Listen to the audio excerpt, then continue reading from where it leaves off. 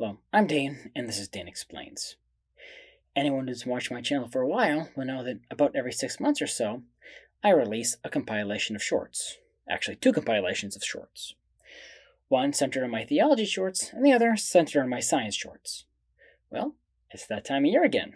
It's the beginning of summer. So this week, I'm going to release my science shorts video, and next week, my religious shorts video. These videos are a compilation of select shorts that I've done in the last 6 months. So, without further ado, enjoy the shorts. What are the most hospitable places in the solar system besides Earth? Could there even be places out there people could survive without a spacesuit? What places in the solar system would be best for humans? Well, Mars probably had a very habitable environment on the surface 3 billion years ago. Today, it might as well be a vacuum, save for one place on Mars, Hell's Basin. The surface pressure may be high enough at around 14 millibars, so that without a spacesuit on, your blood wouldn't boil. Even if your oxygen mask was putting out 100% pure oxygen, you'd still only be getting 50 oxygen to the bottom of Hell's Basin as a person on the top of Mount Everest. So unless you were wearing a pressure mask, you'd suffocate. There is one place that most people dismiss, and that's Venus. 30 miles above its surface exists the most Earth-like environment in the solar system outside of Earth. Short-sleeve pressures and short-sleeve temperatures. The one fly in the ointment here is the sulfuric acid clouds. So if you'd want an acid-resistant poncho, cloud cities like Bespin from Star Wars may be a lot closer to reality than we think. Our group out of China released a preprint about coronavirus, which they found was 100% lethal in transgenic mice that have humanized ACE2 receptors. Now, it's important to point out that this virus is not a strain of COVID-19, but is a closely related coronavirus. They were maintaining it in cell cultures. While the virus was in those cell cultures, one of the strains seems to have mutated to a 100% lethal form. To test the virus, they infected mice. By day 8, they were all dead. The virus was able to travel to the brain. The researchers admit that the lethality was probably not due to the virus itself. There were large amounts of humanized ACE2 receptors in the mice's brains. So the fact that the virus was able to travel to the mouse's brain was due to the lack of specificity in the genetic engineering, and not something we would have to worry about in humans. So thankfully, this virus is nothing to worry about. During the winter, it seems like we are getting more cold snaps, not fewer. There are more temperature swings than there used to be. Take a look at this data chart for the temperatures in my yard over the last year. Something you'll notice is the way the temperature swings between winter and summer. In the summer, it cools off at night and warms up during the day. But in the winter, the temperature variation during a given day is much lower, and the total swing from day to day is greater. The reason is because the Earth isn't getting cooked evenly. The warming happens disproportionately at the poles. Now, the poles are still cold, but not as cold as they used to be. One of the things that drives the speed of the jet stream is the temperature difference between the poles and the equator. The more extreme the temperature difference, the faster the jet stream flows. When the temperature difference is less extreme, the jet streams slow down and start to snake back and forth. This allows the cold air to come from the poles and evade areas further south more easily. Overcorrection can happen when there's too much of a resource, causing a population boom and then bust. Could our attempts to correct the climate actually do more harm than good? Apparently, climate scientists recently noticed the obvious. Higher atmospheric CO2 levels have led to more plants. Some studies indicate that deforestation caused by early humans delayed the next glacial maximum, and may be one of the major reasons cities aren't sitting under freshly minted glaciers today. Data from NASA has shown the Earth is 5% greener than it was just 20 years ago. If the relatively small amount of tree removal early humans did prevented global cooling 10,000 years ago, what would happen if we green the Earth and then just suddenly starve the trees? They're going to suck up every bit of carbon dioxide they can, just like an overpopulation of rodents gobbling up every little bit of a diminishing resource. What can we do about it? Well, I'd suggest nothing. In the end, the world would be warmer, but I think that's arguably better than the alternative. Why are solar eclipses so rare and lunar eclipses relatively common?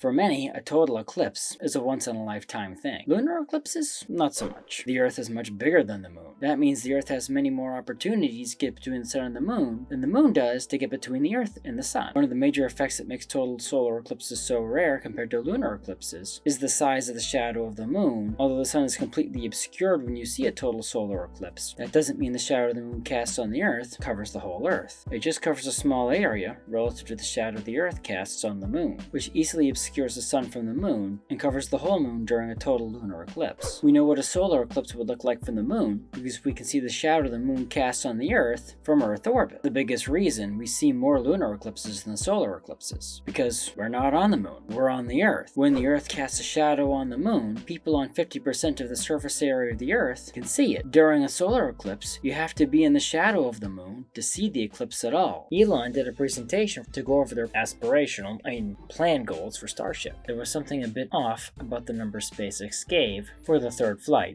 What I find interesting about this slide is what's missing. The capabilities of the third flight Starship and booster do not appear to be as good as what SpaceX claims Starship is supposed to be on their website. It's not that the engines are underperforming, it's that SpaceX is flying with a 10% margin. That way they can lose 3 engines and a booster and still make it to space. Like, tends to happen with experimental engines. The Starship, we have to speculate, but I think it's most likely to do with how much velocity the ship needs to get to space. The next thing missing in the slide is the Flight 3 payload capacity, but Elon did mention 40 tons. Falcon Heavy can actually carry about 64 tons to orbit. So, is Starship way less capable than Elon Musk and SpaceX claimed? Yes, at least for Flight 3 anyway, because right now the capacity isn't the important thing. Getting it to work at all is. Elon likes to describe SpaceX's method as the move fast and break things method.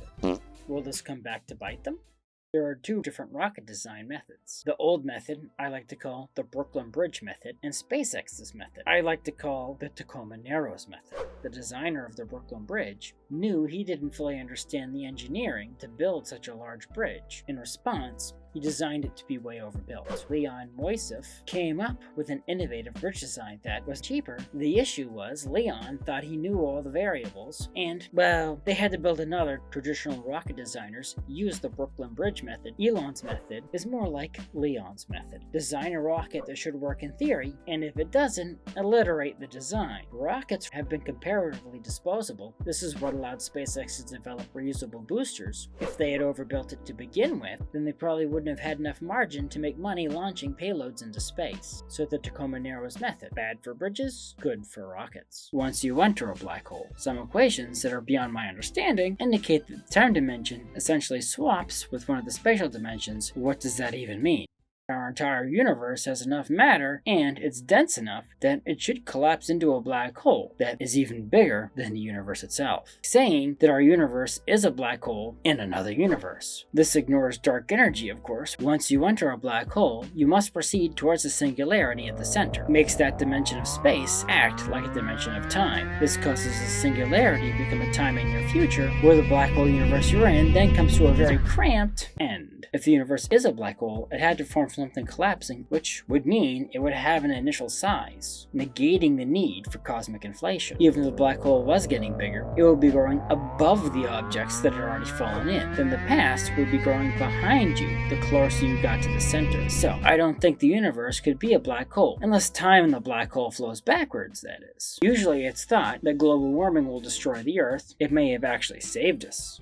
Glacial and interglacial periods are caused by the die-off and regrowth of vegetation in the northern hemisphere, the cadence of which is timed by the orientation of the Earth and orbital parameters. This current interglacial we're now in has been oddly stable temperature-wise. Scientists have proposed that the cause is us. One of the major changes 15,000 years ago was a switch to an agrarian lifestyle to build farms that cut down and burn forests. In turn, carbon dioxide levels were not able to decline like they had in previous interglacials. Once the carbon dioxide concentration drops below around 280 parts per million, the next glacial period begins. Starting around the 17th century, carbon dioxide levels had indeed fallen below the threshold. Around the 19th century, the carbon dioxide levels started to increase. The Industrial Revolution may have happened just in the nick of time to put off the next glacial maximum. Could the universe be a black hole? I concluded that it would only work if time ran backwards inside the black hole. There is a name for it, a time-reverse black hole, a white hole. To see if this is possible, we have to imagine what would happen if time was flowing backwards for something falling into a black hole. It would begin by squirting out of the singularity in the center of the black hole. This matches closely with the Big Bang at the beginning of our universe. From there, you get pushed away, but this would only seem like time passing to you. So, what it would look like to you is the universe around you was growing. The issue would be what happens once you start to get near the edge. There, entropy and in turn time flips. So you get stuck there, unable to exit. The object that fell in would only be part of the black hole's mass after it fell in, but its perception would be that it was in a black hole only up to that point, when the universe it was in would suddenly collapse. Contradictions like this make me seriously doubt that our universe could be in a time-reverse black hole. Thank you for watching. If you like this video, and other topics ranging from theology to science, please press the like button. Subscribe to my channel and ding the bell to get notified when I post new videos. Also, please support me on Patreon to get extra content and special perks. Link in the description. The more people support me, the more time I can dedicate to making videos like this one. So, until next time.